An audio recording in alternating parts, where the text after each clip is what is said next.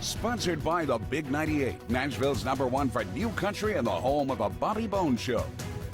The Rock and Review is thrilled to bring you an award-winning singer, songwriter, and incredible guitarist, Sue Foley. Thank you for coming on The Rock and Review. My pleasure. Thanks for having me. You know, it's so nice to finally have you on here, Sue. I was trying to get you on when your album came out back in 2018, the award-winning album, The Ice Queen. And now we've got you on with your brand new Pinky's Blues that's coming out on October 22nd.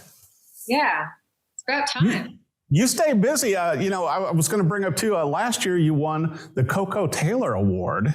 Yeah. And correct me if I'm wrong, you have won the most of the Maple Blues Awards with 17 of those. Yeah, I think it's 17 or 18. It's one or the other, yeah. But that's always a problem when you can't remember how many awards you've won. Yeah, I don't know. They're in the closet, right? Kind of are. They're big blue maple leaves. It is kind of hard to style them in a house without it just taking over everything. Right. But, you know, but also you got to show your Canadian pride. I mean, even though you lived in Austin, you know, for a good chunk, you know, doing the blues and everything, you're from Canada. You got to represent. Absolutely. Yeah. And I'm really proud to be from Canada too. Well, and I got to ask you about this with the new album, and I love it. And I know that you had Jimmy Vaughn join you on this one. How did this come about with Pinky's Blues? Yeah, I mean, well, basically my boyfriend is Mike Flanagan. He produced it. And so we kept it real intimate in the studio. Chris Layton, who we know very well, Chris Whipper Layton, who played with Stevie Ray. He was, you know, he's a good friend, lives close by. And then John Penner on bass, who was my original bass player.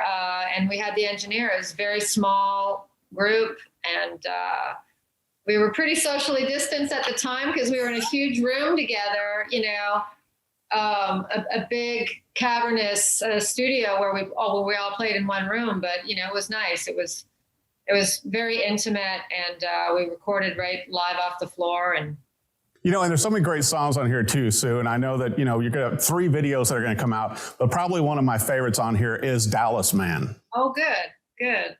You are known, you know, for being such an amazing, you know, guitar player, but also, you know, people forget that you sing incredibly well and also write so many of your songs.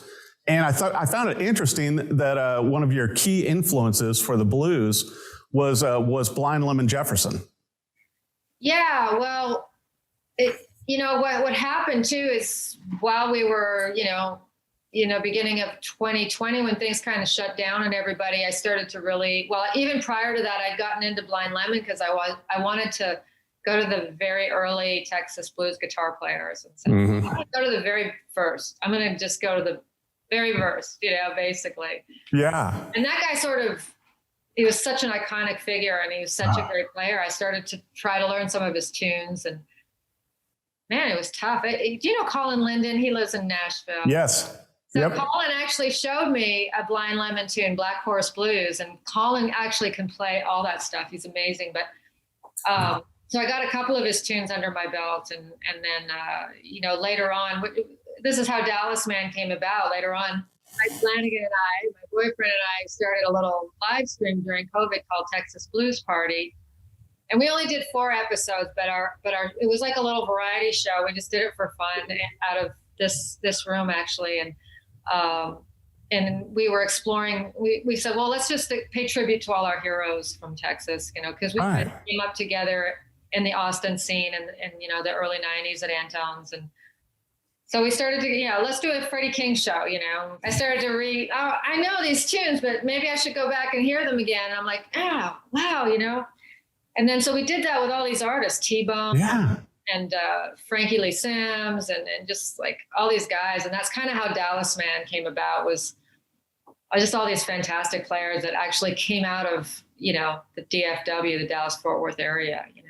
That is just so amazing. Well, you know, and I've got to bring this up too, to where you've shared the stage with so many iconic, artists over the years, including Lucinda Williams, B.B. King, Buddy Guy, obviously Jimmy Vaughn. Billy Gibbons from ZZ Top was on your last album as well. And so, it's got to be fun as you're progressing with your career and putting out a great new album like this, to kind of mix things up a little bit, but also go back to your roots of music. Because, you started playing at only 15 years old, correct? I started playing at 13 in Canada. Right. And I come from a family of guitar players. So I had 3 older brothers. They all played guitar, and my dad played guitar.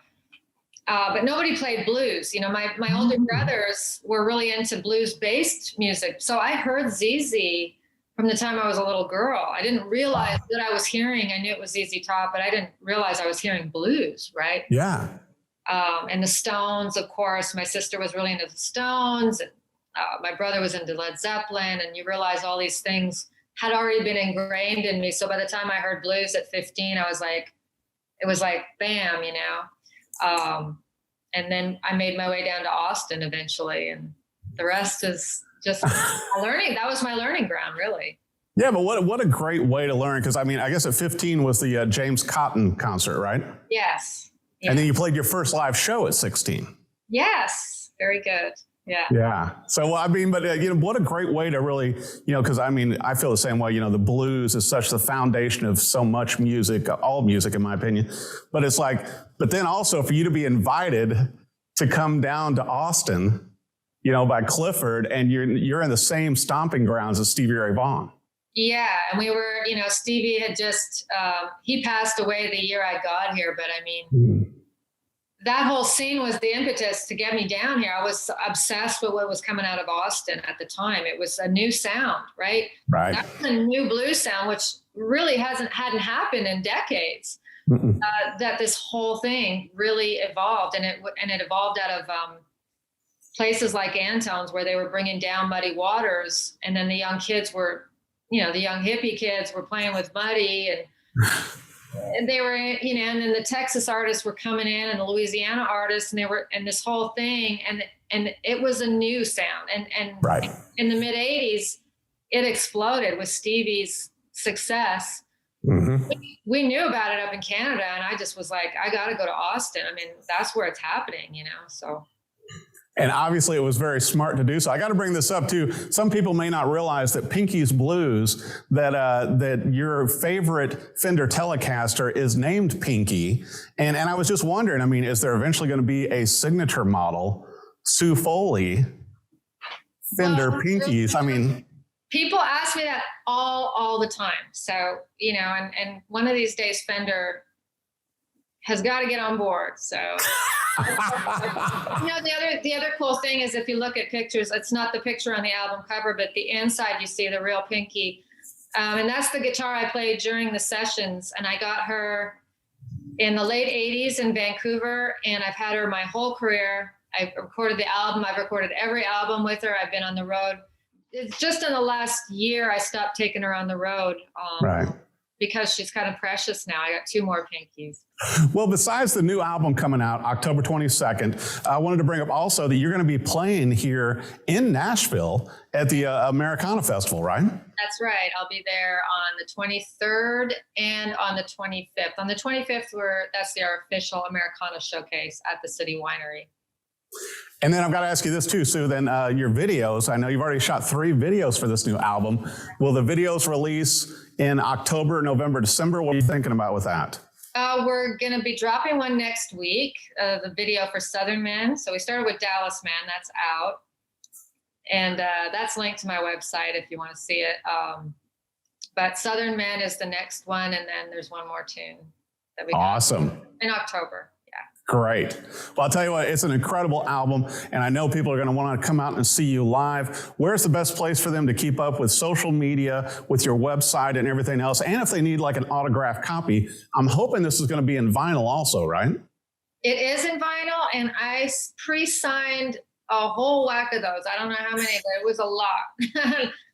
The record company's selling those, or probably online on their website, Stony Plain Records or True North Records. But me personally, SueFoley.com is me.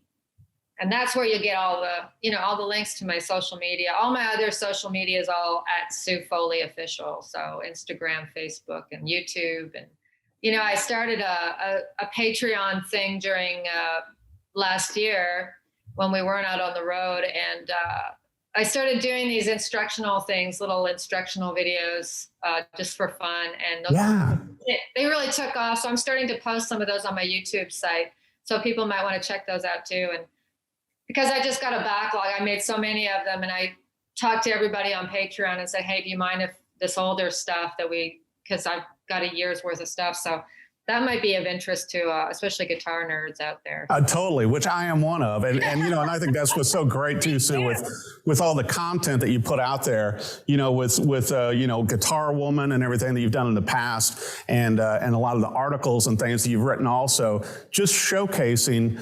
the women that have done so much for music, particularly blues, that don't always get the attention they deserve. And I always enjoy your pieces and everything you put out on that. No, thanks. Yeah, that's a whole other study that'll be coming up after. That's my next project, but I've been working on a book about that for years. Wow. Yeah, so I'm still hammering that one out, but I made a lot of headway in the last year because I had some time here. But and also a time for a great new album.